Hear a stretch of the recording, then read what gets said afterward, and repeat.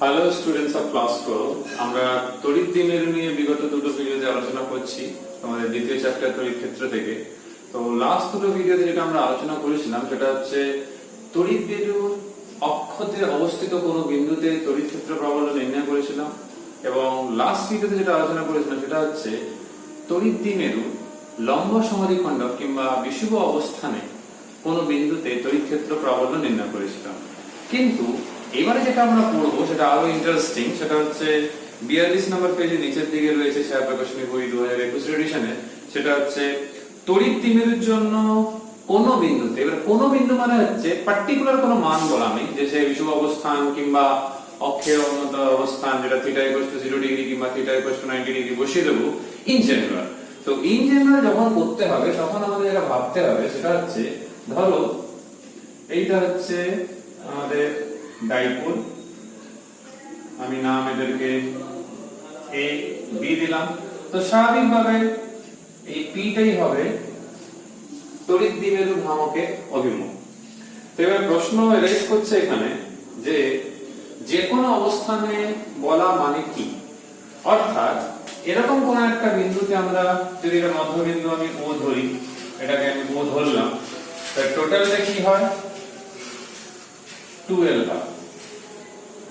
তো টোটাল হচ্ছে 12, তো এই জন্য আমি 12 লিখলাম। তাহলে দ্বিমেরু ভ্রামক যেটা আমরা জানি সেটা কি হয় না P ইকুয়ালস টু হয় 2L3।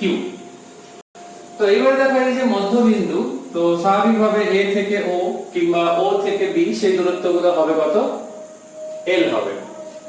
তাহলে এইখান থেকে যেটা ভাবতে হবে আমাদের সেটা হচ্ছে এরকম একটা বিন্দুতে বের করতে বলছে, সেই বিন্দুটা সাপোজ এরকম একটা বিন্দুতে, এই বিন্দুর নাম বললাম আমি P। তো এইখানে যদি আমরা এই বিন্দু, আমি আর এদিকে সরিয়ে দিই বিন্দুটা, ধরো আমরা এই বিন্দুটার নাম দিলাম P। তো এই যে বিন্দুটা রয়েছে এই বিন্দুতে বের করতে বলা হলো। তো এটা কোনো বিষুব অবস্থান নয়, প্রান্ত অবস্থান নয়, সাপোজ এটা এই অক্ষের সঙ্গে কোণ করেছে থিটা, কোণ করেছে থিটা। তো স্বাভাবিকভাবে এই যে P রয়েছে অর্থাৎ দ্বিমেরু ভ্রামক, সেটা একটা ভেক্টর রাশি। তো তার আমরা দুটো উপাংশ দেখতে পাচ্ছি। কি কি উপাংশ না, একটা দেখতে পাবো P cos থিটা, একটা দেখতে পাবো P sin থিটা। তোমরা বইতেও দেখতে পারো পেজ নম্বর 42 এ চিত্র নম্বর 2.47। তো সেইখানে দেখবে এই উপাংশ এরকম লেখা রয়েছে P cos থিটা, আর আরেকটা উপাংশ রয়েছে দেখবে, যেহেতু এইটা হচ্ছে লব্ধি তো স্বাভাবিকভাবে এইখানে একটা উপাংশ আসবে, তোমরা ভেক্টরে 11 এ পড়েছো, যেহেতু এটা হচ্ছে লব্ধি তার একটা উপাংশ এইদিকে আর একটা হচ্ছে তার সাপেক্ষে লম্ব। তো এই উপাংশটা হচ্ছে স্বাভাবিকভাবে P sin theta. P cos থিটার জন্য যে তড়িৎ প্রাবল্য আমরা পাবো সেটা হচ্ছে E1, যেটা দেখবে তোমরা বইতেও দেখতে পাবে E1 বলে একটা উপাংশ রয়েছে। আবার P sin থিটার জন্য একটা উপাংশ পাবো, সেটা হচ্ছে E2, আর এদের একটা লব্ধি E1 এবং E2 এর লব্ধি যার নাম হচ্ছে E। এটাকে আরেকটু ভালো করে এঁকে নিলে ভালো হয়। আর এদের মধ্যবর্তী যে কোণ সেটা বইতে যেহেতু ফাই ধরা আছে আমরাও ফাই ধরলাম, আর এই উপাংশটা হচ্ছে তাহলে E। তাহলে E হচ্ছে E1 এবং E2 অর্থাৎ P cos থিটা এবং P sin থিটা দ্বারা যে উপাংশটা আমরা পাচ্ছি, সেই উপাংশ দ্বারা যে তড়িৎ ক্ষেত্র প্রাবল্য তৈরি হচ্ছে তাদের লব্ধি হচ্ছে E। ঠিক আছে, এবারে থিটা নিয়ে তো তোমাদের এখানে দেখতে পাচ্ছ রয়েছে। তো বইতে আরেকটা জিনিসও দেখতে পাবে তোমরা, ক্যালকুলেশন করার সময় আমাদের আগের দুটো জিনিস লাগবে, অর্থাৎ আমি বলি E1 টা কার জন্য না P cos থিটা উপাংশের জন্য। P cos থিটা উপাংশের জন্য মানে হচ্ছে ডাইপোলের অক্ষ বরাবর। তো ডাইপোলের অক্ষ বরাবর যে রাশিমালা ছিল সেখানে মনে করো দেখো 2p উপরে ছিল, তো আমরা p এর জায়গায় p cos θ লিখছি, আর নিচে হবে 4 pi k epsilon 0 r cube. তো স্বাভাবিকভাবে এটা কোন বরাবর? না এটা হচ্ছে OP বরাবর। তোমরা বইতেও দেখতে পারো এরকম লেখা তোমরা পেয়ে যাবে। এখানে দেখো E1 এর অভিমুখ রয়েছে, তো যেহেতু বইতে নামকরণ করা রয়েছে T, তো সেই জন্য বইতে লেখা আছে PT বরাবর। আর এইদিকে নামকরণ করা কি ছিল? না এই বিন্দুকে নাম দিয়েছে R আর একে দিয়েছে S। তো কোনো অসুবিধা নেই, আমরা এখানে লিখে দেব PT বরাবর, যেহেতু ভেক্টর আছে। তো এইটা হচ্ছে প্রথম হচ্ছে E1। নেক্সট যে কাজটা হচ্ছে আমাদের, সেটা হচ্ছে E2। E2 যেহেতু লম্ব সমদ্বিখণ্ডক বরাবর, সেই জন্য তার রাশিমালা কি হবে সেটা লাস্ট ভিডিওতে আমরা প্রমাণ করেছিলাম। সেখানে অবশ্য sin θ ছিল না, সেখানে শুধু p দিয়েছিল। sin θ আমাদের উপাংশের জন্য এসেছে, তো সেটা হবে 4 pi k epsilon 0 r cube. তো এটা স্বাভাবিকভাবে দেখতে পাচ্ছি ps বরাবর, আগে প্রমাণ করা হয়েছে, সেই জন্য আর সরাসরি লেখা যাবে। তো তোমরা বইতেও দেখবে এই জিনিসই করা রয়েছে। এবার প্রশ্ন একটা জানাচ্ছে, সেটা হচ্ছে E1 E2 যেটা সমকোণে রয়েছে, এইভাবে রয়েছে, তোমরা লক্ষ্য করে দেখবে এরকম E1 E2 এইভাবে রয়েছে। তো এইভাবে থাকা মানেই বুঝতে পারছো তাদের যে লব্ধি E, তাহলে সমকোণে বিভাজনটা করা হচ্ছে। তো সমকোণে বিভাজন করার জন্য তাহলে কি লিখতে পারি? E স্কয়ার সমান E1 square plus E2 square. ওই পরের টার্মটা লেখার দরকার, যেটা 2ab cos θ লেখা হতো। তো এখান থেকে E সমান কত পাওয়া যাবে? না root over E1 square plus E2 square. তো E1 E2 রাশিমালা আমরা রয়েছে আমাদের, তো সেই রাশিমালাটা আমরা লিখব মান বসিয়ে। সেটা হচ্ছে 4p স্কয়ার cos স্কয়ার θ, আর এখানে থাকছে 4 pi k epsilon 0 r cube whole square plus p square sin square θ by 4 pi k epsilon 0 r cube whole square. So এরকম একটা এক্সপ্রেশন আমরা পাচ্ছি। তো এখান থেকে কমনও দেখতে পাচ্ছি আমরা, কারণ এই p স্কয়ার টার্মটাই আমাদের কমন হয়ে যাচ্ছে। তো সবচেয়ে এখানে যেটা মেইন কাজ আমাদের করতে হবে, p স্কয়ারটাকে বাইরে নিয়ে যাওয়ার সত্ত্বে এখানে একটা p চলে আসবে, যেহেতু রুট ওভার নিয়ে নিয়েছি, আর বাইরে থাকবে 4 pi k epsilon 0 r cube. আর ভেতরে কি থাকবে? না 4 cos স্কয়ার θ ছিল, ওটাকে আমরা এইভাবে লিখতে পারি 3 cos square θ plus cos square θ plus sin square θ। তো এটা হয়ে যাবে 1। তাহলে পরের বাক্যে আমরা এটা লিখতে পারি p by 4 pi k epsilon 0 r cube 3 cos square θ plus 1। তো তোমরা বইতে সমীকরণ নাম্বার 1 তাকাবে 42 নাম্বার পেজে, তো মিলিয়ে দেখো একদম হুবহু মিলে যাচ্ছে, যা ছিল সমীকরণ 1 সেটাই মিলে যাচ্ছে। তো এটা হয়ে গেল কি? না লব্ধি প্রাবল্য পেয়ে গেলাম। কিন্তু এই E1 E2 তার সঙ্গে যে কোণটা সৃষ্টি করছে, অর্থাৎ এই যে PR বলা যে লব্ধিটা রয়েছে, তো এখান থেকে যদি আমরা যেহেতু এর স্থানাঙ্ক আমরা যদি এরকম বলি, তাহলে যেহেতু থিটা কোণ করেছে এখানে, তাহলে এখান থেকে আমরা tan phi বের করতে পারবো, সেটা সহজে বের করতে পারবো E2 বাই E1। তো E2 E1 এর মান রয়েছে এখানে, তাহলে মান যদি বসানো হয় E2 হচ্ছে p sin θ by 4 pi k epsilon 0 r cube, আর এটা হচ্ছে 2p cos θ 4 pi k epsilon 0 r cube. তো সমাধান করলে শুধুমাত্র আমরা পাচ্ছি এখানে, বাকি সবই কেটে যাচ্ছে হাফ tan θ। তো এই প্রমাণটাও লাগবে, এটা তোমাদের বইতে দেখবে সমীকরণ নাম্বার 2 এ রয়েছে। তো একটা কথা এখানে মাথায় রাখতে হবে, এই সমীকরণ 1 যেটা রয়েছে যদি বায়ু মাধ্যমে বলে, তাহলে তোমাদের এখানে যে k রয়েছে, k টা কিন্তু বায়ু মাধ্যমের জন্য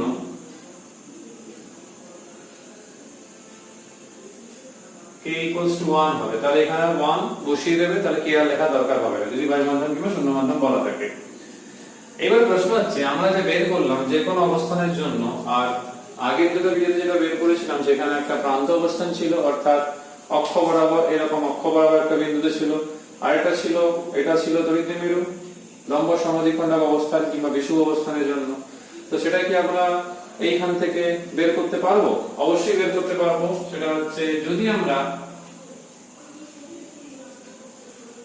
প্রান্ত অবস্থানে যদি করি, তাহলে প্রান্ত অবস্থানে থিটা কত হবে? না 0 ডিগ্রি হবে। তাহলে E সমান কত পাবো আমরা?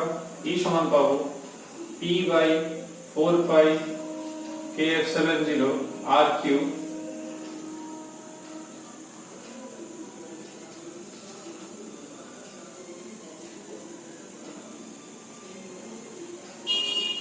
এইটা।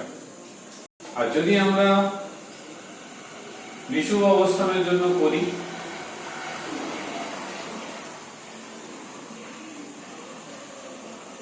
তাহলে থিটা 90 ডিগ্রি হবে।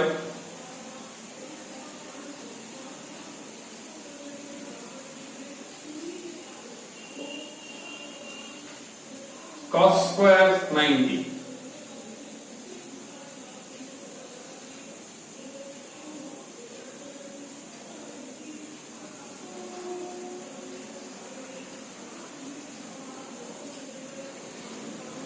রাশিমালা দেখেই তোমরা বুঝতে পারছো যা প্রমাণ আমরা আগে করেছিলাম তার সঙ্গে পুরো হুবহু কিন্তু মিলে যাচ্ছে লাস্ট দুটো ভিডিওতে যেরকম করেছিল। তার মানে এই জেনারেল প্রমাণ থেকে আগে দুটো কিন্তু পাওয়া যাবে। এটাই ছিল আমাদের কিন্তু মূল কাজ।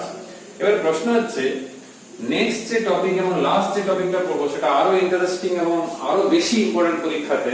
সবচেয়ে বেশি ইম্পর্টেন্ট তড়িৎ দ্বিমেরু থেকে যদি এইচএস হয়ে থাকে সেটা হচ্ছে একটা তড়িৎ দ্বিমেরুর উপর প্রযুক্ত টর্ক, যেটা হেডিং দেওয়া হয়েছে দেখবে সুষম তড়িৎ ক্ষেত্রে অবস্থিত একটি তড়িৎ দ্বিমেরুর ক্রিয়াশীল টর্ক 43 নম্বর পেজে। ওইটা আমরা ওটা করব। সেটাই হচ্ছে সবচেয়ে বেশি গুরুত্বপূর্ণ পরীক্ষার দৃষ্টিকোণে বলতে গেলে এইচএসে অনেকবার এসেছে। সেটা হচ্ছে একটা সুষম তড়িৎ ক্ষেত্র, অর্থাৎ তড়িৎ ক্ষেত্রের প্রত্যেকটা বিন্দুতে তড়িৎ ক্ষেত্র প্রবলের মান একই রয়েছে এবং অভিমুখ একই রয়েছে, অর্থাৎ ধ্রুবক রয়েছে, সেইটা বলা হচ্ছে। সাপোজ আমরা এরকম একটা তড়িৎ দ্বিমেরু রয়েছে। তোমরা বলবে স্যার এরকম আছে কেন? না, ব্যাপারটা এবারে বলি। এরকম আকার কারণ হচ্ছে তোমরা বইতেও লক্ষ্য করে দেখবে যখন আঁকা হয়েছে সমান্তরাল কিছু রেখা রয়েছে, যেমন ধরো এই বরাবর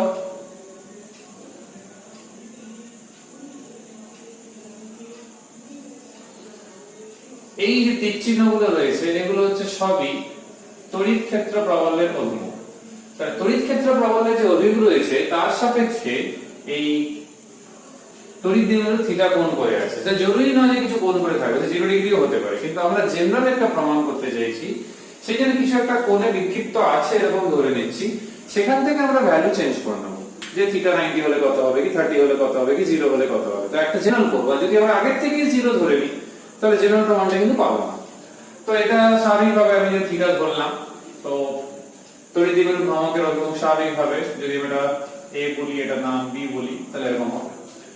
তো এবারে দেখো আমরা F সমান q জানি, কি না এটা হচ্ছে সেই বল।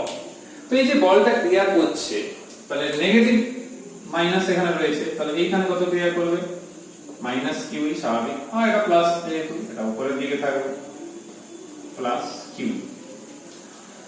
যদি এটা সুষম তড়িৎ ক্ষেত্র আগেই বলেছি, তো তড়িৎ ক্ষেত্র প্রবল হচ্ছে E ধ্রুবক। তাহলে যদি লব্ধি বলের কথা বলা হয় F নেট, তাহলে কত আসছে QE মাইনাস Q, এখানে একটা প্লাস আছে এটা মাইনাস আছে, যোগফল বলে দেখো শূন্য।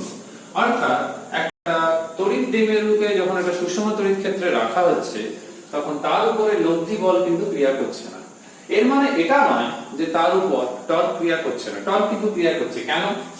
টর্ক ক্রিয়া করা কিংবা দ্বন্দ্ব যেটা আমরা পড়েছিলাম কিংবা যেটা 11 এ আমরা পড়েছিলাম যুগ্ম বল, সেখানে মনে করে দেখো দুটি সমান ও বিপরীত সমান্তরাল বল। তো এখানে দেখো মাইনাস q নিচের দিকে প্লাস q, সমান মানে কিন্তু বিপরীত, তাহলে বিপরীত তো হচ্ছে এবং সমান্তরালও বটে। তাহলে এটা টর্কের সৃষ্টি হচ্ছে। টর্কের যেটা নিয়ম সেটা কি?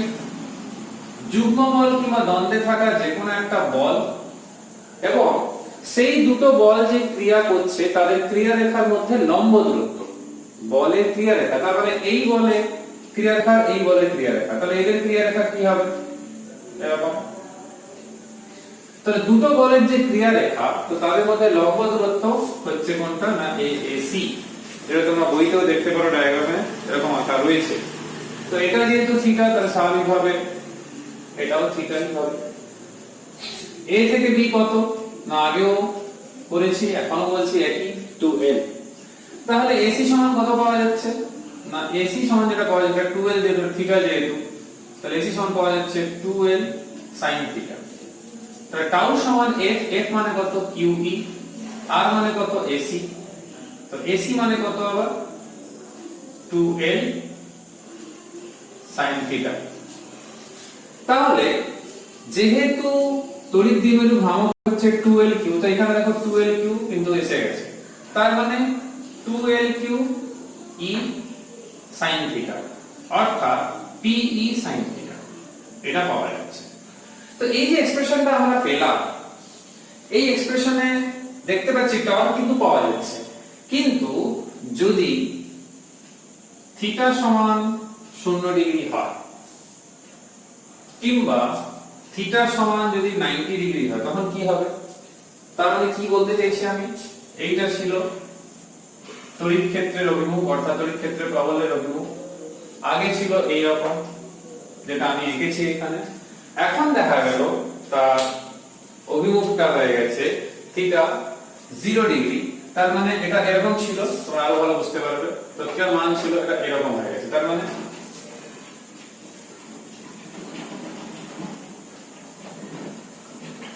কি থিটা হয়ে গেল 0 ডিগ্রি। সাপোজ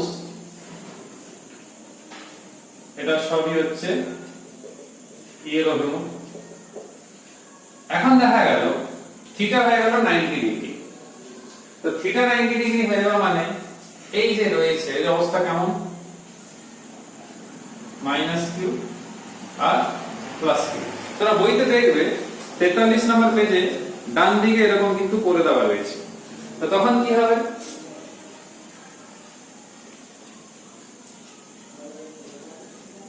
তো এই জিনিসটা বইতেও করে দেওয়া রয়েছে, আমিও বললাম। তাহলে কেন করছি, এবার প্রশ্ন হচ্ছে কেন করছি না, জানতে চাইছি টর্কের সর্বোচ্চ মান আর সর্বনিম্ন মান কত হবে। তাহলে এখান থেকে যদি আমি সর্বোচ্চ মান বসাই তাহলে 90 বসাবো, তাহলে PE sin 90 ডিগ্রি, তো শুধু PE পাওয়া গেল। আর সর্বনিম্ন মান মানে থিটা 0 ডিগ্রি বা থিটা 180 ডিগ্রি যদি বসাই তাহলে কত আসছে P sin 0 কিংবা sin 180 ডিগ্রি, দুটো ক্ষেত্রে কিন্তু সমান। তাহলে একটা সর্বোচ্চ মান পেলাম, একটা সর্বনিম্ন মান পেলাম। ওইটাই দেখবে পেজ নাম্বার 43 নিচের দিকে এটা নিয়ে আলোচনা করা রয়েছে। তো এইখানে কিন্তু একটা তথ্য দেওয়া রয়েছে, আমরা সেটা বলি, সেটা হচ্ছে আমরা এই যে প্রমাণ করলাম এদের ক্রিয়া রেখার মধ্যে দূরত্বও দেখছি, সবই দেখতে পেলাম। তো এইখানে যে ক্রিয়া রেখার মধ্যে যে লম্ব দূরত্ব দেখলাম, এখান থেকে যে রাশিমালা আমরা পেলাম, আমরা এই জিনিসটা দেখলাম সর্বোচ্চ মানের জন্য। সাপোজ যদি তড়িৎ ক্ষেত্র প্রাবল্য আমি একক মানের নিই, তখন টাউ সমান কিন্তু P পাওয়া যাচ্ছে। তার মানে আমি বলতে চাইছি আমরা এখান থেকে তড়িৎ দ্বিমেরু ভ্রামকের একটা বিকল্প সংজ্ঞা দিতে পারি। কি রকম? যদি কোনো সুষম তড়িৎ ক্ষেত্রে প্রাবল্য একক হয়, তখন সেই তড়িৎ দ্বিমেরুর উপর ক্রিয়াশীল যে টর্ক কিংবা যুগ্ম বলের মান হবে, কি বলের ভ্রামকের যে মানটা হবে, সেটাই হচ্ছে সেই তড়িৎ দ্বিমেরু ভ্রামকের মানের সঙ্গে সমান। তো পেজ নাম্বার 43 তে নিচের দিকে দেখবে লেখা রয়েছে, কোন তড়িৎ দ্বিমেরুকে একক প্রাবল্য বিশিষ্ট কোন সুষম তড়িৎ ক্ষেত্রের অভিমুখের সঙ্গে লম্বভাবে স্থাপন করা হলে দ্বিমেরুর উপর ক্রিয়াশীল ভ্রামক অর্থাৎ বলের ভ্রামক মানেই হচ্ছে ম্যাথমেটিক্যালি টর্ক, সেই জন্য বলা হচ্ছে ক্রিয়াশীল ভ্রামককেই বলা হচ্ছে দ্বিমেরু ভ্রামক। পরীক্ষাতে এই প্রমাণটা খুব ইম্পর্টেন্ট, সেখান থেকে বিভিন্ন কেসগুলো দিতে পারে, কিন্তু প্রমাণটা প্রচুর ইম্পর্টেন্ট, এখান থেকে অঙ্কও আসে, কিন্তু এটা এখনো ভেক্টর রূপে সাজানো হয়নি। আমরা এই tau equals to PE sin theta K vector রূপে যদি সাজাই, তোমরা জানো ক্লাস 11 এ পড়েছো A ক্রস B সমান AB sin থিটা, অবশ্যই একটা n ক্যাপ থাকতো অভিমুখ বোঝানোর জন্য। তো এটাকে আমরা কিভাবে লিখতে পারি, যেহেতু এখানে রয়েছে এই জায়গায় P এর জায়গায় B, তাহলে P পি ক্রস ই, এটা হচ্ছে তার ভেক্টর গ্রুপ।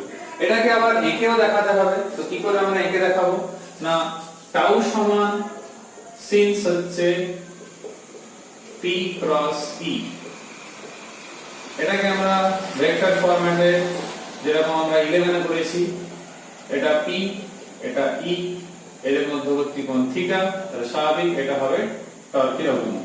তো খুবই সহজ কিন্তু খুবই ইম্পর্টেন্ট। তড়িৎ দ্বিমেরু থেকে সবচেয়ে বেশি ইম্পর্টেন্ট হচ্ছে তড়িৎ দ্বিমেরু কাকে বলে, তাদের একক, মাত্রা, দ্বিমেরু ভ্রামকের, দ্বিমেরু ভ্রামকের সংজ্ঞা, তারপরে এটা। বাকি যে তিনটে পড়লাম অর্থাৎ অক্ষ বরাবর কোন একটা বিন্দুতে কিংবা সমাধিখণ্ডক কিংবা যে কোনো বিন্দুতে, সেটাও ইম্পর্টেন্ট, কিন্তু তুলনামূলকভাবে বেশি ইম্পর্টেন্ট হচ্ছে তড়িৎ দ্বিমেরু ভ্রামকের সংজ্ঞা, ওদের মাত্রা একক এবং টর্কের রাশিমালা কিংবা টর্ক সংক্রান্ত ম্যাথমেটিক্যাল জিনিসগুলো। তো এগুলো একটু ভালো করে পড়বে। এখানেই তড়িৎ দ্বিমেরু নিয়ে আলোচনা শেষ হচ্ছে। পেজ নাম্বার 43 থেকে 45 অবধি তোমাদের মোট 8খানা অঙ্ক রয়েছে, 8টা প্রশ্ন রয়েছে, গাণিতিক প্রশ্ন। তো তার মধ্যে তোমরা 2-3 বাদ দিতে পারো, বাকি সবগুলোই করতে হবে। 2-3 এন্ট্রান্সের ক্ষেত্রে একটু লাগবে, কিন্তু এইচএস এর ক্ষেত্রে সেরকম লাগবে না, চাইলে করতে পারো শেখার জন্য। 1-এর দাগটা খুব ইম্পর্টেন্ট, আর 4-এর দাগ খুব ইম্পর্টেন্ট রয়েছে, তো সেটা বেশি ভালো করে করতে হবে। আর ওইদিকে 7-এর দাগ ইম্পর্টেন্ট রয়েছে। তো পারলে সব দেখতে পারো, দেখলে ভালো না। যদি কারোর সমস্যা থাকে তাহলে 2-3 বাদ দিতে পারো। আর পরিচ্ছেদ সংক্রান্ত প্রশ্ন রয়েছে 13টা, সেটা দেখলে তোমাদের পড়তে সুবিধা হবে, প্রস্তুতি নিতে সুবিধা হবে, যে যা যা থিওরি পড়লে লাস্ট 2-3 পাতা জুড়ে সেখানে কি কি রকম প্রশ্ন হতে পারে, প্র্যাকটিসের মতো একটা টেস্ট পেপারের মতোটা কাজ করবে। এখন থেকে দেখে রাখলে তোমাদের পরে কিন্তু টেস্ট পরীক্ষার পর অতটা সমস্যা থাকবে না, এখন থেকেই অনেকটা রেডি হয়ে যাবে। তো তোমরা 45 নম্বর পেজে পরাবিদ্যুতের আগে অবধি পড়ে রাখবে। আমরা নেক্সট ভিডিওতে পরাবিদ্যুৎ নিয়ে আলোচনা করব, তারপরে আমরা তড়িৎ ফ্লাক্স নিয়ে তারপরে ভিডিওতে আলোচনা করব। এই ভিডিওতে এই অবধি। সবাই ভালো করে পড়বে, পড়াশোনায় কোনো গাফিলতি রাখবে না, সবাই সুস্থ থাকবে আর নিজেও সাবধানে থাকবে, সবাইকে সচেতন করবে। নেক্সট ভিডিওতে তোমাদের সঙ্গে আবার দেখা হবে। Till then, by.